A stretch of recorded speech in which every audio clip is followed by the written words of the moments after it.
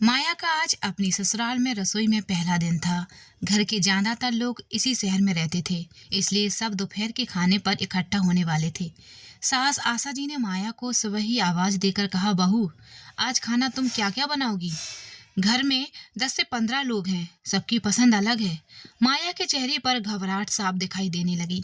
वह कुछ कह पाती उससे पहले ही आशा जी ने बात बीच में काटते हुए कहा, ऐसा करो, कुछ खास मत बनाना, एक कड़ी बना लो, साथ में चावल कर लेना, पूरी, आलू और थोड़ी सी सूखी सब्जी भी कर लेना, और हाँ, मीठे में खीर बना लेना। इतना बोलकर सास जी चली गईं। माया के हाथ पांव फूल गए। उसे समझ ही नहीं आया कि वो कौन सा काम पहले करे। तभी उसकी ननंद कमरे में आई और बोली, भाभी, माँ ने कुछ कहा क्या? जल्दी से नीचे आओ, पापा और सब लोग इंतजार कर रहे हैं। रवि, माया का पति, भी वहाँ आ गया। माया ने डरते हुए कहा, तुम्हारी माँ ने मुझे खुद खाना बनाने को कहा है, लेकिन यह बात पहले मुझे किसी ने बताई ही नहीं। मैं बिल्कुल तैयार नहीं थी। रवि ने शांत स्वर में कहा, माया, मम्मी आज वही कर रही जो मेरी माँ ने मुझसे उम्मीद की है। तुम भी धीरे धीरे सीख जाओगी। घबराओ मत, मैं हूं ना तुम्हारे साथ। माया की सास नीचे जाकर बाकी लोगों से बोली, आज हमारी बहू का रसोई में पहला दिन है, देखते हैं कैसा बनाती है खाना। एक लड़की तभी घर बसाने लायक मानी जाती है जब वह रसोई में हाथ साफ दिखा दे। इन बातों ने माया के मन में कई सवाल जगा दिए। क्या सच में रिश्तों की शुरुआत खाना बनाने से होती है?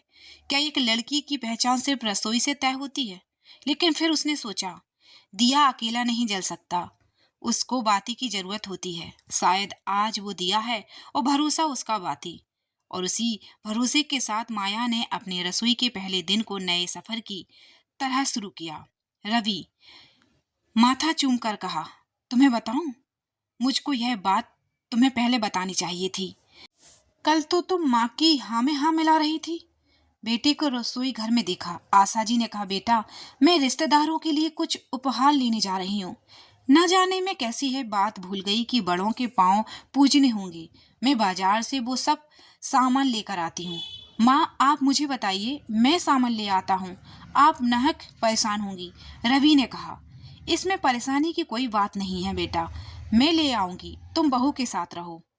माँ के जाते ही रवि ने कहा, तुम्हें एक राज की बात बताऊं?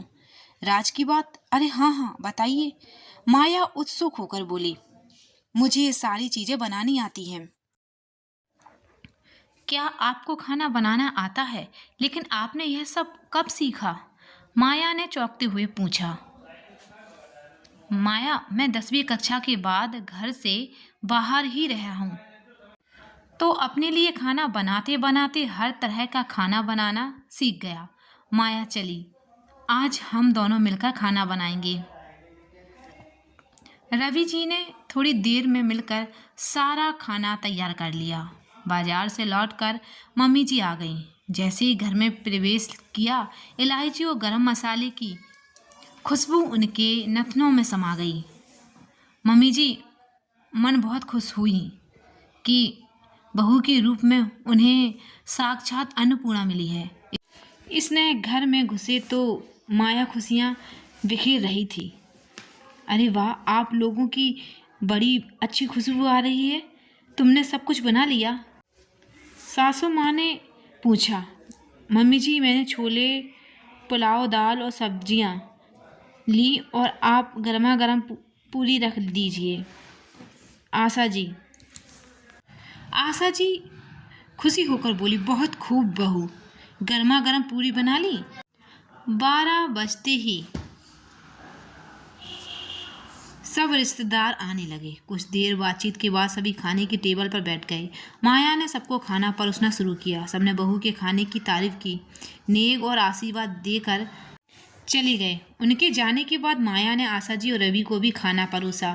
खाना खाने के बाद आशा ने शगुन के तौर पर माया को पायल दी और पास में बैठी बेटी से कहा, तुम्हें शगुन में क्या चाहिए, क्योंकि तुमने खाना बहुत स्वादिष्ट बनाया था। मम्मी जी की बात सुनकर माया झेप गई।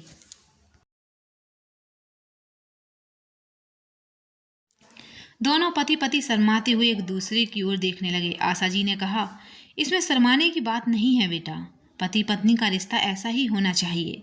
जीवन साथी दिया और बाती की तरह होते हैं। हर परिस्थिति में एक दूसरे का साथ देना ही